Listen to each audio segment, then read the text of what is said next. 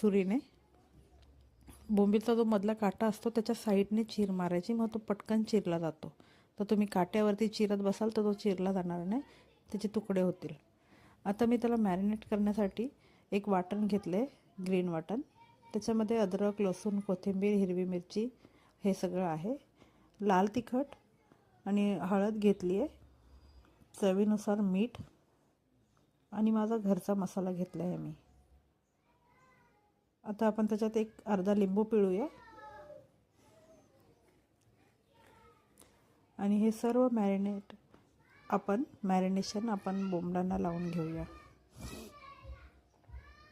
एकसारखे बोंबलांना लावून घेऊया आणि बोंबील मॅरिनेट करायला आपण साईडला ठेवून बोंबील फ्राय करायची तयारी करूया.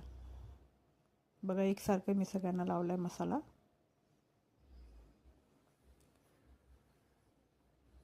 तर मी रवा घेणार आहे. रव्यामध्ये 2 चम्मच तांदळाचं पीठ टाकेन मी.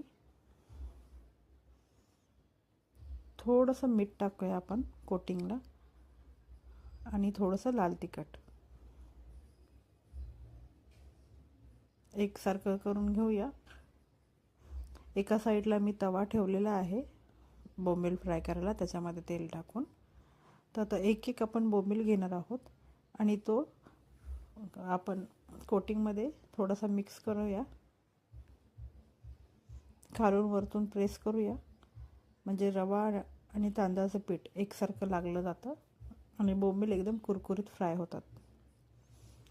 थोडंसं झाडायचं पण हाताने, म्हणजे जे एक्स्ट्रा जे आहे ते निघून जातं, नाही तर ते एक्स्ट्राचं तव्यामध्ये तेलात सुटतं, मग ते सगळं करपून जातं. बघा, एका साईडला मी तेल ठेवलेलं होतं गरम करायला. आता आपण एक एक बोंबील त्याच्यामध्ये सोडून शॅलो फ्राय करून घेणार आहोत.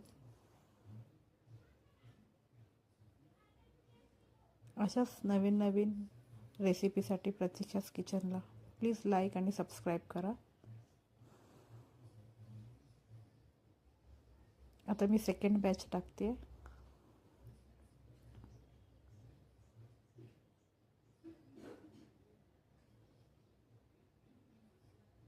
फर्स्ट बॅच आपण थोडीशी साईडला करून घेतली आहे, सेकंड टाकली आहे. असंच आपण सगळे बोंबील फ्राय करून घेणार आहोत स्टेप बाय स्टेप. आणि आत्ता गॅस फास्ट आहे, पण पलटल्यावरती आपण त्यांना मीडियम गॅसवरती शॅलो फ्राय करून घेणार आहोत. मस्त असे कुरकुरीत कडक फ्राय होतात बघा. थँक्यू.